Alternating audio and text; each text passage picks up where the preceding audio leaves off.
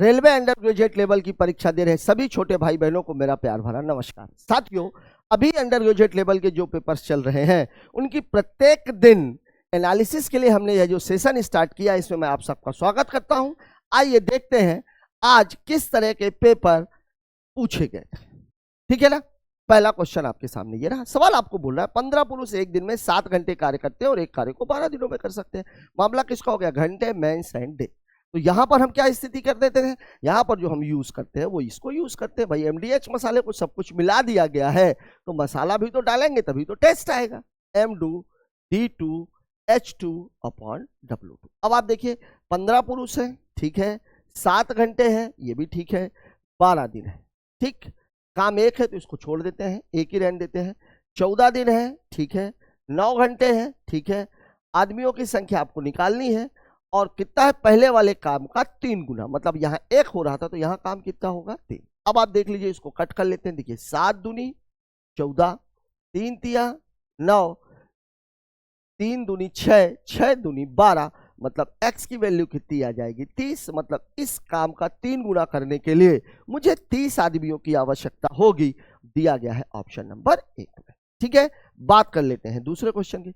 दूसरा सवाल हमसे बोला किसी राशि पर 16% वार्षिक ब्याज की दर से 3 वर्ष का साधारण ब्याज। साधारण ब्याज क्या होता है? दर गुणे समय, मतलब 16 तिया 48, ठीक है, 48%। 12,000 के 10% वार्षिक ब्याज की दर से 2 वर्ष, 10% 2 वर्ष आपको पता है 21% होता है। साधारण ब्याज का आधा है, मतलब ये जो 48% है ये इसके ब्याज का आधा है, जो भी इसका ब्याज आएगा। तो साधारण ब्याज पर रखी गई राशि क्या? ठीक है, मूलधन निकालना है। अब यहां पर आप देखिए, सबसे पहला मामला तो ये कि हम चक्रवृद्धि ब्याज निकाल लेते हैं, कारण ये उसी का आधा तो साधारण है, ठीक है ना। ये 10% है और ये कितना है? 2 वर्ष है। अब आपको तो पता है ये 21% का मामला, लेकिन फिर भी मैं बता देता हूं, ये 2 और 1 है, ये 10% है। यहाँ पे क्या होगा? 10 का 10 गुणे 100, 1 2 1 2, मतलब ये कहानी हो गई 20 + 1 बराबर कितना हो गया? 21%। ठीक है, 1% के लिए मैंने आपको क्या बताया था? 2 जीरो छोड़ दीजिए, बचेगा कितना? 120। मैं इसमें 120 का गुणा मार देता हूं तो 12 कम 12, 12 दूनी 24 और 1 25, ये 2,520 रुपए है। ठीक है, अगर मैं एसआई की बात करूं तो एसआई बराबर होता है R × T, मतलब कितना हो जाएगा? 16 × 3 बराबर कितना है? 48%, और ये 48% बराबर है इस चक्रवृद्धि ब्याज के आधे की। तो इसको अगर आप देखो मोटा मोटा तो 96% बराबर कितना हो जाएगा? 2,520। एक नजर ऑप्शन पे डालते हैं। 96 मतलब इससे थोड़ा सा ज्यादा, 100% की वैल्यू आपको चाहिए। ये तो हो नहीं सकता, ये कम है तो ये भी नहीं हो सकता, ये भी कम है, ये भी नहीं हो सकता। उत्तर तो ये वाला है, उत्तर तो ये वाला है। अब अगर इसको आप हल ही करना चाहो तो मैं काम करता हूं, इसको 24 से काट देता हूं, तो ये 24 चौके आ जाएगा, और ये कितना आ जाएगा? 24 से कम 24, 1 बचेगा, भाग नहीं जाएगा, 24 पंचे 120। 4% की वैल्यू अगर 105 है, आपको अगर 100% की वैल्यू निकालनी है, मतलब यहां पर 25 का मल्टीप्लिकेशन, तो यहां भी 25 का मल्टीप्लिकेशन, तो 25 पंचे 125, 25 से कम 25 और 1 26, 2,625 रुपए। वो उत्तर में पहले ही टिक कर चुका हूं। ठीक है, बात करते हैं अगले क्वेश्चन की। अगला सवाल हमसे क्या करा? 5 पदों का औसत 40 है, पहले 4 पद 50, 52 ये और ये है, 5वां पद ज्ञात कीजिए। तो एक तो पहले बेसिक तरीका है। बेसिक तरीका क्या हो जाएगा? 5 पदों का सम कितना होता है? औसत और गुणे संख्या, मतलब उत्तर कितना? 200। और 4 पदों का कितना हो जाएगा? इनको जोड़ लीजिए, 5 2 7 6 13, 1 बचेगा, 5 1 6 5 11 3 14, 14 और 4 18, घटाएंगे तो कितना उत्तर आ जाएगा? 17। एक तरीका तो ये। दूसरा तरीका, अगर सभी पदों का औसत 40 है, मतलब सभी का मान 40 40 है। ठीक है, अब देखिए +50 मतलब यहाँ कितना बढ़ गया है? 10, +52 मतलब यहाँ कितना बढ़ गया है? 12, 35 मतलब यहाँ कितना कम हो गया? 5, और 46 मतलब यहाँ कितना बढ़ गया? 6। देखिए ऋण 5 को हटाऊंगा, इसमें से अगर मैं घटा दूं तो ये 5 हो गया, तो 12 5 17 और 6 23, 23 +23 आ रहा है। 40 है, ये ज्यादा हो गया तो ऋण 23, मतलब यहाँ भी उत्तर कितना आ जाएगा? 17। देखिए ये वाला तरीका वहां इस्तेमाल करना है जहां डाटा छोटे छोटे हैं, ये वाला तरीका वहां इस्तेमाल करना है। यही अगर मामला हो जाता 1008, 1010, 1012, 1014 ऐसा मामला आ गया होता, तब आपको ये तरीका इस्तेमाल करना है। मतलब हमारा फाइनली उत्तर है ऑप्शन नंबर 2, 17। बात करते हैं अगले क्वेश्चन की। अगला सवाल हमको बोला एक समलंब चतुर्भुज। समलंब चतुर्भुज में क्या होता है? सम्मुख भुजाएं समांतर होती है, ठीक है ना, और 2 लंब होते हैं। ठीक है, ए बी समांतर CD और उनके बीच की लंबवत दूरी 15 सेंटीमीटर है। ठीक है भाई, बना लेते हैं। ये हो गया, ये हो गया, ठीक है ना। ऊपर बनाते हैं क्योंकि बाद में कुछ ना कुछ तो लिखना भी पड़ेगा ही। ये है कहानी, ये है कहानी, ठीक है। तो ये हो गया ए बी सी और डी। ये ए बी और सी डी समांतर है, मुझे दिख रहा है, ठीक है ना। इनके बीच की लंबवत दूरी कितनी है 15। चलिए लंबवत दूरी 15 कर लेते हैं, मतलब इसकी कहानी ये है कि इसका जो मामला है ये दोनों 15-15 है, ये भी 15 है और ये भी 15 है, ठीक है। फिर आपको बोला छोटी भुजा 12 सेंटीमीटर है, मुझे छोटी भुजा ये दिख रही है तो ये 12 है, ठीक है। फिर आपको बोल रहा है छोटी भुजा 12 से त्रिभुज एओबी और त्रिभुज एसीओडी का, ये कहां से आ गया, बिंदुओं पर विकर्ण एक दूसरे को काट रहे हैं, विकर्ण काट रहे हैं, ठीक है, विकर्ण काट रहे हैं। चलिए मैं मिला देता हूं विकर्णों को, ये मिल गए विकर्ण और ये कहां पे काट रहे हैं, ओ पे। अब आपको दो त्रिभुज दिख रहे हैं, त्रिभुज एओबी और त्रिभुज सीओडी। अब आप देखिए दो समांतर भुजाओं को जब एक रेखा काटती है, एक रेखा काटती है तो वहां पे क्या बनते हैं, समरूप त्रिभुज। अभी तक जो है आपसे समरूप त्रिभुज का डायरेक्ट सवाल पूछ रहा था, यहां पर समरूप त्रिभुज का सवाल न पूछ करके उसने समलंब में समरूप बना दिया। तो यहां एक त्रिभुज कौन सा बना, एक बना मेरा त्रिभुज ओएबी और दूसरा त्रिभुज मेरा कौन सा बना, दूसरा त्रिभुज बना मेरा सीओडी। क्या क्या दिया हुआ, यही नाम दिया है, एओबी और सीओडी दिया हुआ है, ठीक है ना। त्रिभुज एओबी और ये समरूप हो जाएगा त्रिभुज सीओडी के। अब अगर ये समरूप है तो कहानी फिर वही, ठीक है ना, कि भुजा परिमाप माध्यिका लंब, ठीक है ना, इनका जो अनुपात है वो समान होगा और क्षेत्रफल का इसका स्क्वायर हो जाएगा। या क्षेत्रफल से अगर भुजाओं की ओर जाना है या परिमाप की ओर जाना है तो क्या हो जाएगा, स्क्वायर रूट। अब यहाँ आप देखिए इसका क्या दिया गया, हमें क्षेत्रफल दिया गया है, क्षेत्रफल दिया गया है तो जो भुजाओं का अनुपात होगा, भुजाओं का अनुपात होगा वो कितना होगा, √1 और √4, मतलब 1:2। अब 1 की वैल्यू अगर मुझे 12 दी गई है, मतलब इसकी वैल्यू कितनी हो जाएगी, 24, ठीक है। अब आपसे पूछ क्या रहा है, समलंब चतुर्भुज का क्षेत्रफल। देखिए समलंब चतुर्भुज का क्षेत्रफल बराबर होता है कितना है, समलंब चतुर्भुज का क्षेत्रफल बराबर होता है समांतर भुजाओं का योग का आधा और गुणे ऊंचाई। मतलब ये क्या हो जाएगा, 1/2। समांतर भुजाएं कितनी है, 12 और 24, और जो हमारा लंब है वो कितने का है, 15 का। तो ये 36/2 18 हो जाएगा, तो 18 × 15 मतलब मेरा उत्तर आ जाएगा 270। कहां दिया हुआ है, ऑप्शन नंबर 1 में। लग गया सवाल, ठीक है। बात कर लेते हैं अगले क्वेश्चन की। अगला सवाल हमको बोला साइन ए बराबर √3/2 है, ठीक है।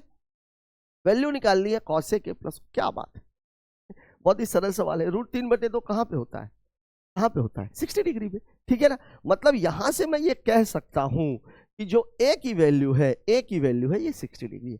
अब आपको निकालना क्या है, मुझे निकालना है 2 cosec 60 और प्लस cot 60, ठीक है।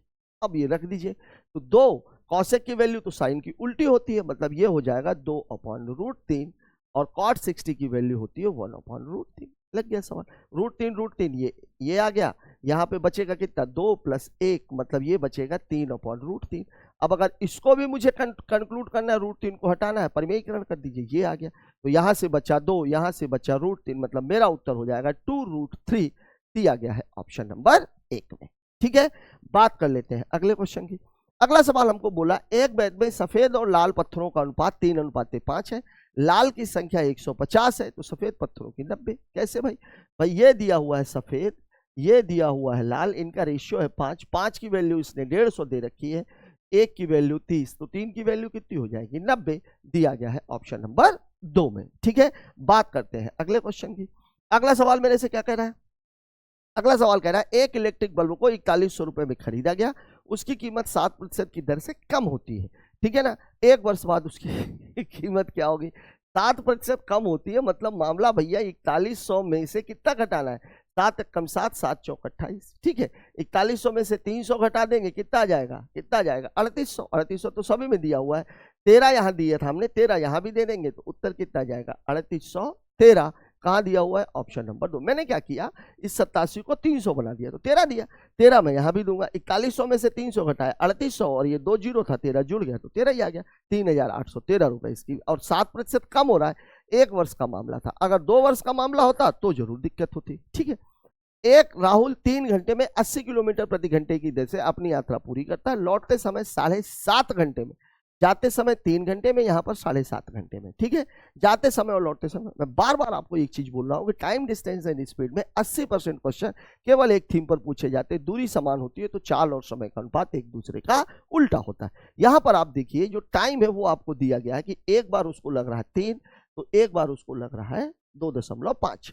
ठीक है, मतलब रेशियो अगर देखेंगे इस दशमलव को अगर मैं हटा दूं तो ये 250 नहीं 7.5 लग रहा है ना, ये 7.5 है, ये 7.5 है। दशमलव हटाएंगे तो यहाँ 30 हो जाएगा, तो 15 दूनी 30, 15 पना 75, मतलब स्पीड का रेशियो हो जाएगा 5:2 का, दिया गया है ऑप्शन नंबर 1 में। ठीक है, क्यों? क्योंकि स्पीड का रेशियो टाइम का अपोजिट होता है। संख्या निम्नलिखित में से किस संख्या से विभाज्य है? ठीक है, 4, लास्ट में 16 है, बिल्कुल कटेगी, 5 से तो कटेगी ही नहीं, 12 से कटने के लिए 4 से कटे, 3 से 6, 1 7, 1 8, 8 9 17, 6 23, 7 30, 5 35, नहीं कट रही।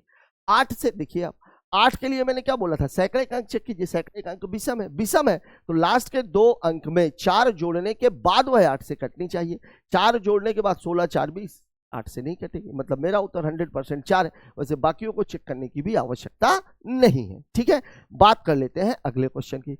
अगला सवाल हमसे बोला है एक ठोस अर्धगोले का संपूर्ण पृष्ठीय क्षेत्रफल, अर्धगोले की बात हो रही है, 1848 है। अर्धगोले के समतल पृष्ठ के व्यास की लंबाई ज्ञात करें, मतलब निकलेगी त्रिज्या, उसको डबल कर देगी तो व्यास हो जाएगी। अब अर्धगोले का जो संपूर्ण पृष्ठ का जो क्षेत्रफल है वो होता कितना है भाई, गोले का 2πr² और अर्धगोले का होता है 3πr², और इसकी वैल्यू उसने दे रखी है 1848। यही तो कहानी है, मतलब 3 × 22/7 × r² बराबर 1848।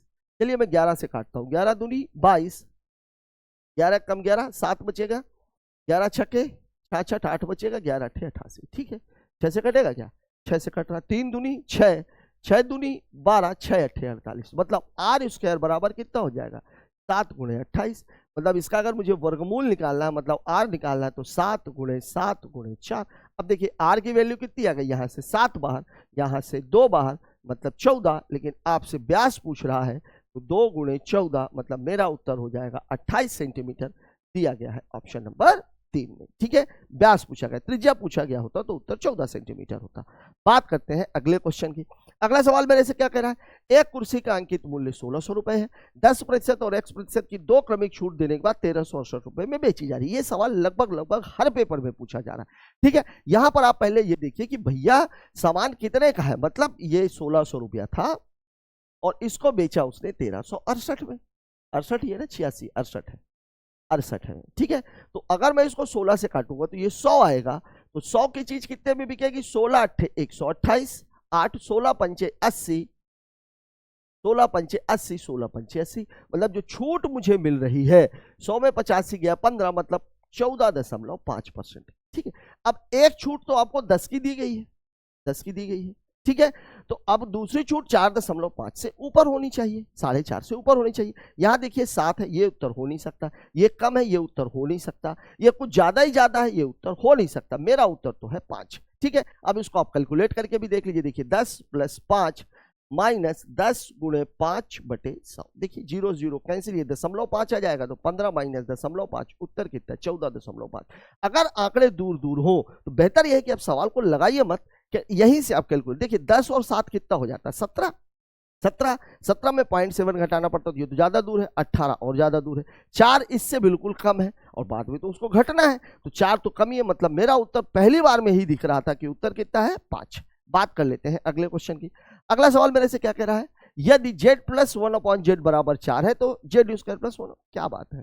ठीक है ना, ये आप लोगों को पहले से पता कि x + 1/x बराबर अगर a हो तो x² + 1/x² बराबर होता है a² - 2, मतलब यहां वैल्यू आ जाएगी 4² - 2, तो 16 में से 2 चला गया 14, और गुणे कितना है 1/2, काट देंगे उत्तर आ जाएगा 7, दिया गया है ऑप्शन नंबर 3 में।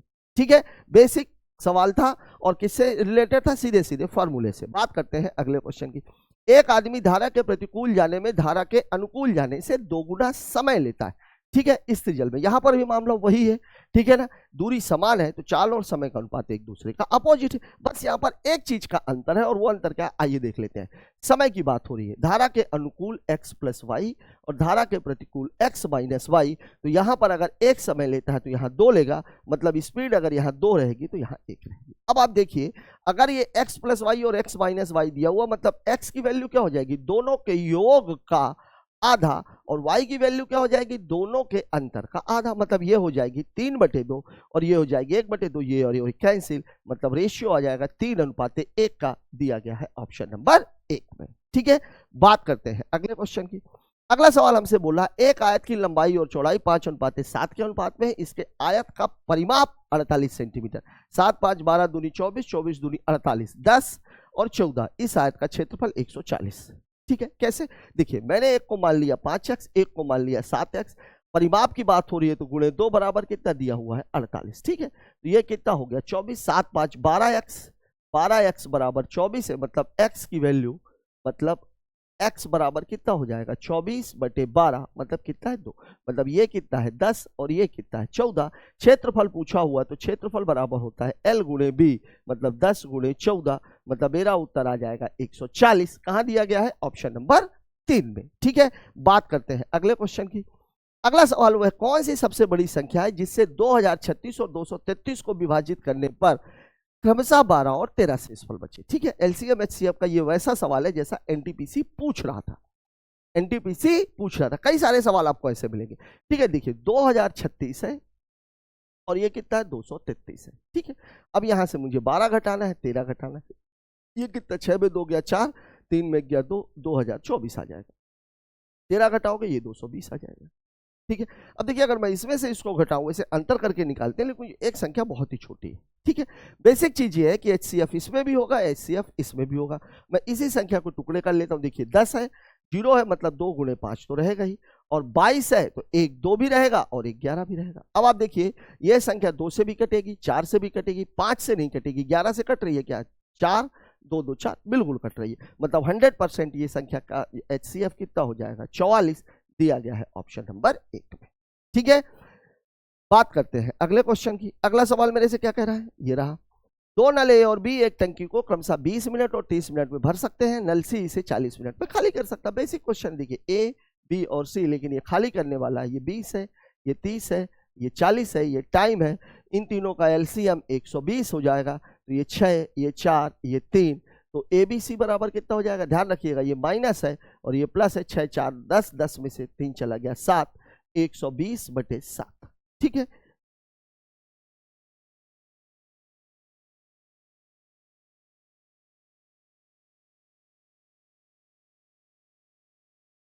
क्या बात है, क्या बात है, इसका उत्तर तो दिख ही नहीं रहा कहीं।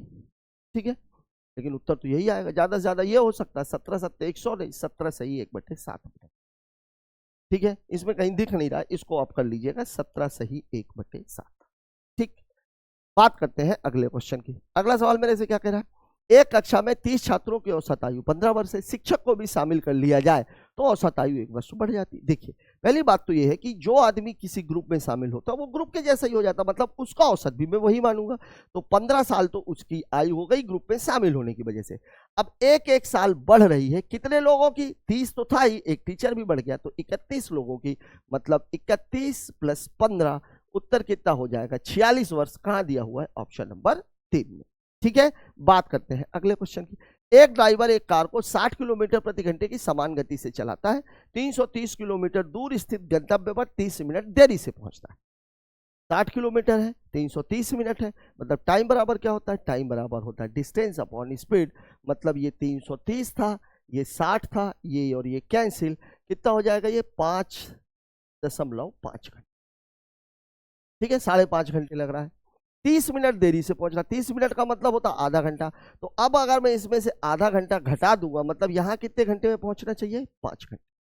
ठीक है, तो अब उसकी जो चाल है वो कितनी हो जाएगी, डिस्टेंस अपॉन टाइम, मतलब 330/5, तो 5 छक्के 30, 5 छक्के 30, मतलब यहां पर चाल है 66 किलो। देखिए पहले चाल थी 60, होनी चाहिए थी उसकी 66। ठीक, मतलब समझ रहे हो, 66 से अगर वो चलता तो सही समय पे पहुंच जाता, 60 से चला इसलिए वो कितने मिनट लेट हो गया, 30 मिनट। तो समय पर पहुंचने के लिए गति में प्रतिशत वृद्धि, भाई सीधी सी बात है, 60 से उसकी चाल को कितना करना है 66, मतलब वृद्धि कितने की चाहिए, 6 की। 6 की वृद्धि किस पर, 60 पर, तो 6/60 और गुणे 100, देख के ही पता लग रहा है कि कितने परसेंट है, 10%। ठीक है, यही आपका उत्तर है, ऑप्शन नंबर 2।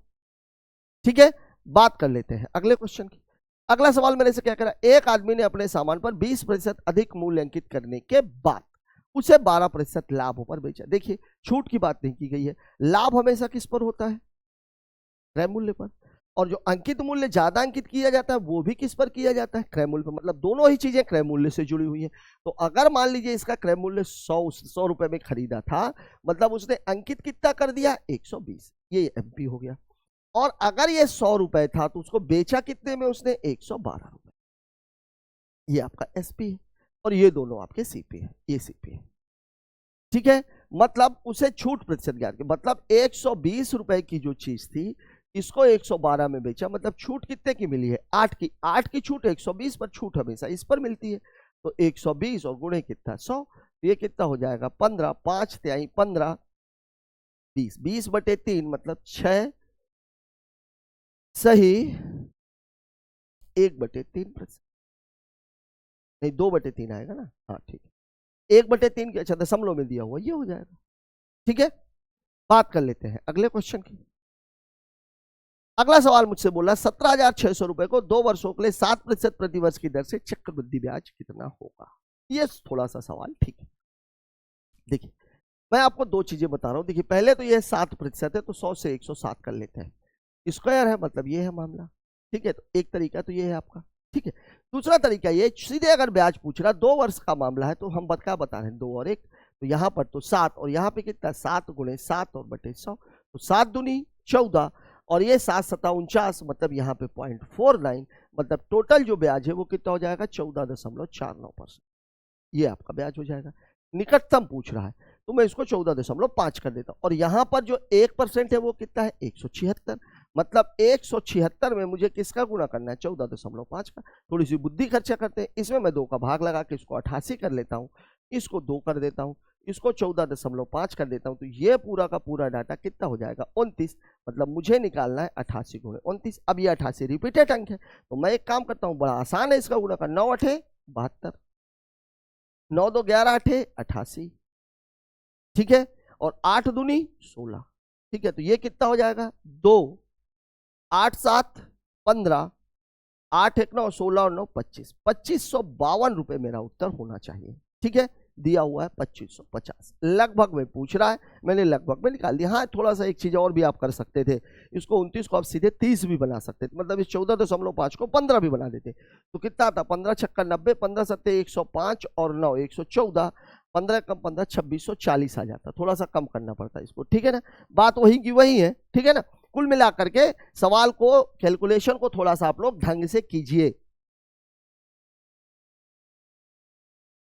बात करते हैं अगले क्वेश्चन की। अगला क्वेश्चन हमसे क्या कह रहा है, ये देखिए, एक कार्य को 13 दिनों में पूरा, बी उसी कार्य को 39 दिनों में, ए पहले दिन काम करता, 20 दूसरे दिन काम करता, यह क्रम चलता रहता है, कार्य पूरा होने में कितना समय लगेगा, क्या बात है, ठीक है। ये अब थोड़ा थोड़ा जो आपका एग्जाम है वो एनटीपीसी के उसमें मूव कर रहा है। जैसे एनटीपीसी के क्वेश्चन, एनटीपीसी में ये सवाल बहुत बार 48 सेटों में से कम 20 से 25 सेटों में इसी तरह का क्वेश्चन पूछा गया। यहाँ पर मामला क्या है, यहाँ पर मामला ये है कि जैसे ए और बी मान लीजिए 3 और 2 काम कर रहे हैं, मतलब अगर दोनों मिलके करेंगे तो एक दिन में 5 काम होगा, ठीक है। लेकिन अगर अल्टरनेट करेंगे, ये अल्टरनेट वर्क का मामला है, तो एक दिन 3 होगा, एक दिन 2 होगा, मतलब 2 दिनों में 5 काम होगा, ठीक है। बस यही कहानी।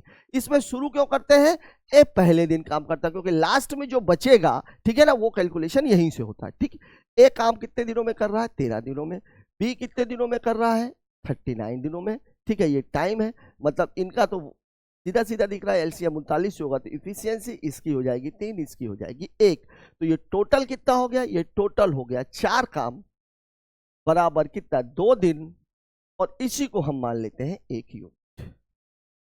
ये कहानी। अब आप देखिए ये टोटल 39 है, 39 में अगर मैं 4 काम की बात करूं तो 4 8 32, 4 नहीं है 36 काम हो गया ये, मतलब अब 3 काम बच रहा है, 3 काम बच रहा है। तो सीधी सी बात है 9 यूनिट काम हुआ है, और 1 यूनिट अगर 2 दिन की है, मतलब 9 गुणे 2 ये 18 दिन तो पूरे पूरे हो गए, ये तो 18 दिन पूरे पूरे हो गए।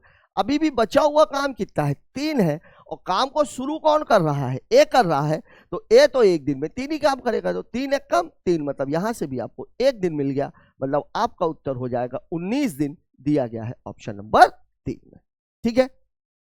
बात कर लेते हैं अगले क्वेश्चन की।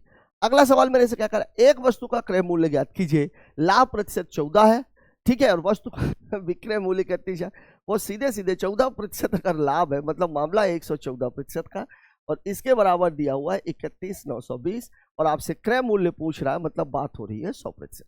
ठीक है। इससे किससे कट सकता है? ये 19 से कटेगा, 3 से कटेगा, 57 और 2 से कटेगा।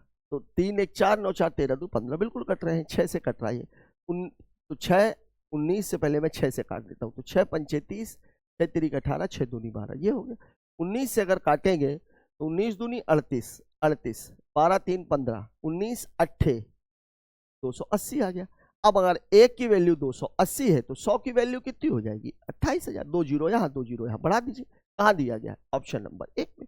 पूरा पूरा डाटा भी कट रहा है, ठीक है ना, और सवाल भी बहुत इजी है। बात करते हैं अगले क्वेश्चन। 4 और 28 का तृतीय अनुपाती, तृतीय अनुपाती बोले चाहे तृतीय समानुपाती बोले, फॉर्मूला क्या होता है? अगर दो संख्याएं हैं तो बी स्क्वायर अपॉन ए। ठीक है, तो ये बी स्क्वायर ये है। ठीक है, मतलब क्या हो गया? 28 गुणे 28 और बटे 4, तो 4 सते 28, 7 अठे 56, 7 दूनी 14 और 5 19, 196 दिया गया है ऑप्शन नंबर 1 में। ठीक है, बात करते हैं अगले क्वेश्चन की। अगला सवाल बेसिक से है, ठीक है। चलिए देखिए, अब देखिए क्या दिया हुआ है। ठीक है, एक बात ध्यान रखिएगा, दो चीजें इसमें ध्यान रखने लायक है। एक तो ये कोष्टक यहां से शुरू होकर के यहां पे खत्म हो गया है, और दूसरा भागे के बाद ऑफ लगा हुआ है। ये सबसे खतरनाक चीज है। क्यों? क्योंकि आपको ऑफ को पहले हल करना है, और हमारे बच्चे यही गलती कर जाते हैं। ठीक है, तो पहले तो मैं अगर इसको पहले तो मैं कोष्टक को अगर हल करूं तो देखिए पूरा मामला है क्या। पूरा मामला ये है कि अगर मैं इस बड़े कोष्टक की बात करूंगा तो 7, 42 में अगर मैं 6 का भाग दूंगा तो 7 आ जाएगा, ये कहानी। यहां भाग लगा हुआ 2 ऑफ 17, मतलब 2 गुणे 7, इसकी वैल्यू हो जाएगी 14।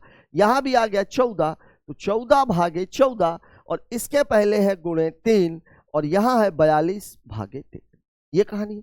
तो 14 में जब 14 का भाग देंगे तो 1 ही आएगा, और 3 1 कम 3 हो जाएगा, मतलब पूरा मामला हो गया 42 भागे 3 का, मतलब मेरा आंसर आ जाएगा 14, दिया गया है ऑप्शन नंबर 2 में। बस यही दो चीजें यहां पर ध्यान रखने की थी।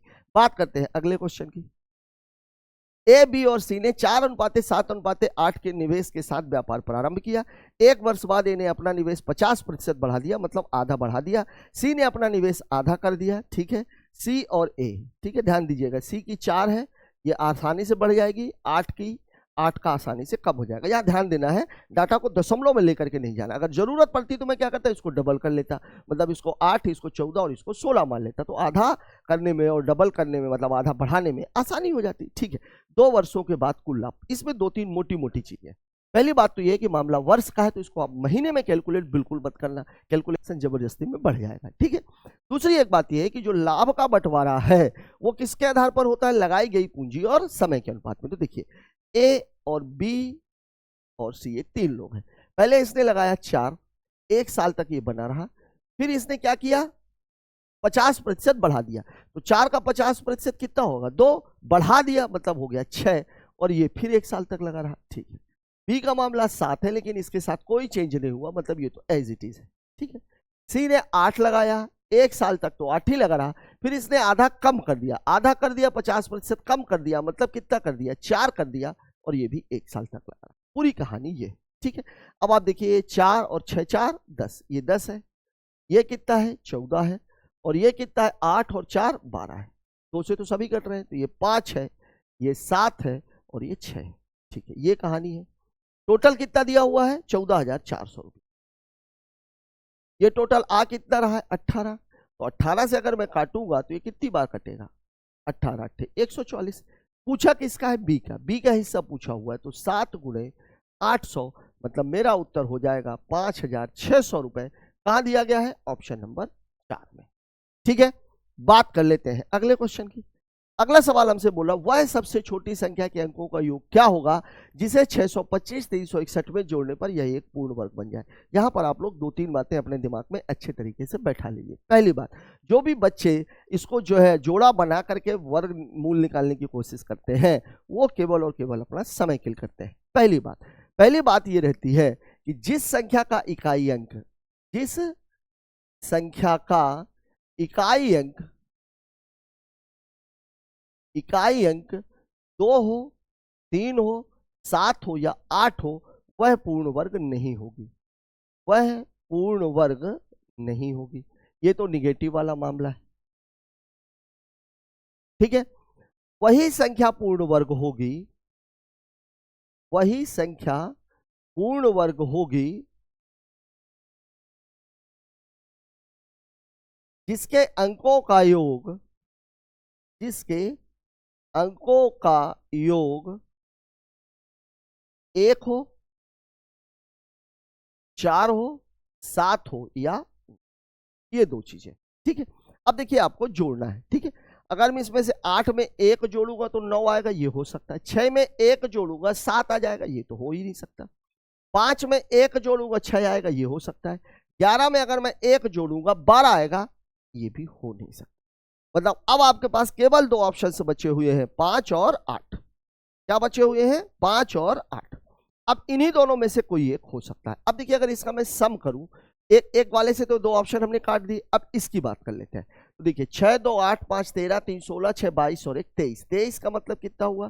23। 23 का मतलब हुआ 2 धन 3 बराबर कितना है? 5। ये कहानी है 5। अब सोचो आप, अगर मैं 5 में 8 जोड़ूंगा, 5 में अगर मैं 8 जोड़ूंगा,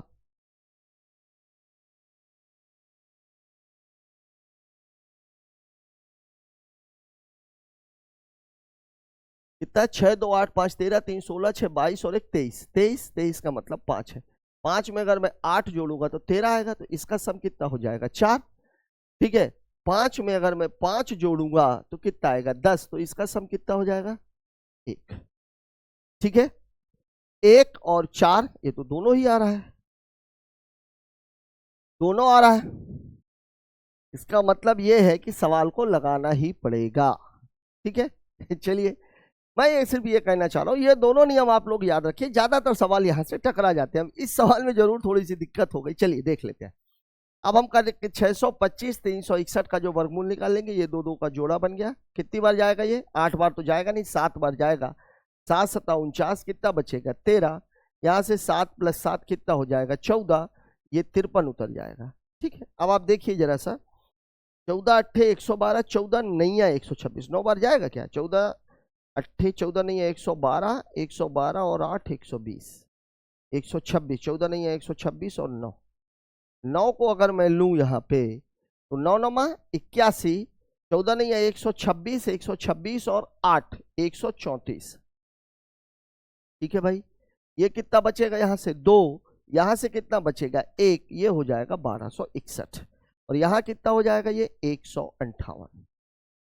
ठीक है, अब 158 है, 158, ये क्या हो जाएगा? ये 0 जाना चाहिए, 1580, 1580 या 1581। एक अगर मैं रखूंगा यहाँ पे 1, तो आना चाहिए 1581। मतलब मुझे 1261 को 1581 बनाना है। ठीक है, तो कितने का अंतर आ रहा भाई?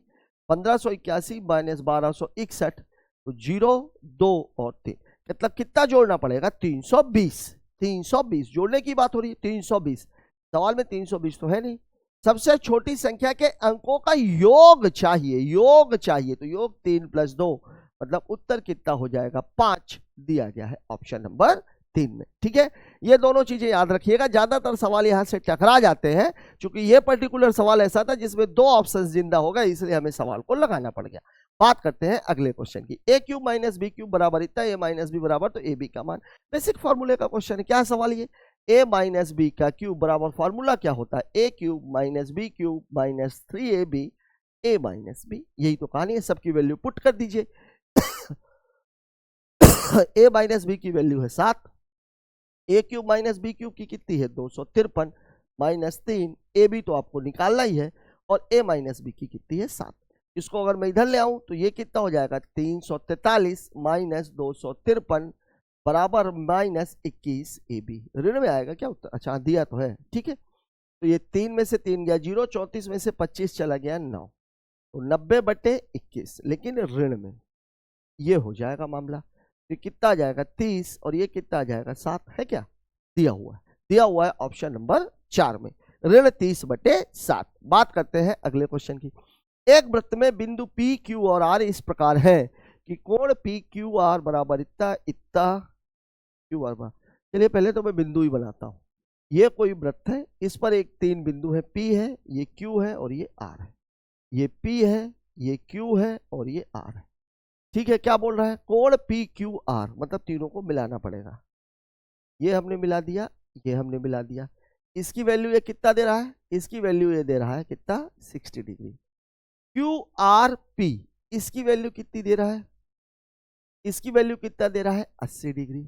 ठीक है, यहां कहीं वृत्त का केंद्र भी होगा। ठीक है, केंद्र पर चाप QR इसकी बात कर रहा है, देखते जाइएगा सवाल में। चाप QR मतलब इसकी बात हो रही है, इसकी बात हो रही है। अगर ये 60 है, ये 80 है, मतलब इसकी वैल्यू कितनी होनी चाहिए? 40। तो ये देखिए जीवा QR के द्वारा यहां पर जो परिधि पर बना हुआ कोण है ये 40 डिग्री है। आपको बोला केंद्र पर बना हुआ कोण, मतलब इसको केंद्र पर बनाना है। तो अब ये चीज तो आपको पता ही है ना कि भैया केंद्र पर बना हुआ कोण परिधि पर बने हुए कोण का डबल होता है। मतलब ये अगर 40 है तो इसकी वैल्यू कितनी? 80 डिग्री। कितनी हो जाएगी? 80 डिग्री दिया हुआ है ऑप्शन नंबर 2। कुछ ही नहीं, जीवा, चाहे आप इसको बोल दिए जीवा QR, चाहे बोल दिए चाप QR द्वारा परिधि पर बना हुआ कोण अगर 40 डिग्री है, क्योंकि ये क्या बन गया था? ट्रायंगल 60 और 80 140, तो ये 40 ही था। परिधि पर बना हुआ कोण 40 है, तो केंद्र पर बना हुआ कोण कितना होगा? 80 डिग्री। बात करते हैं अगले क्वेश्चन की। एक लंबवृत्तीय शंकु की त्रिज्या, ऊंचाई और त्रिज्या, ऊंचाई और त्रिज्या 11 और 6 है। वक्र पृष्ठीय क्षेत्रफल 66 हो जाएगा, पाई में दिया हुआ है। क्यों? क्योंकि वक्र पृष्ठीय क्षेत्रफल क्या होता है? Pi R L. Pi R L. R की वैल्यू इसने कितनी दे रखी है? 6।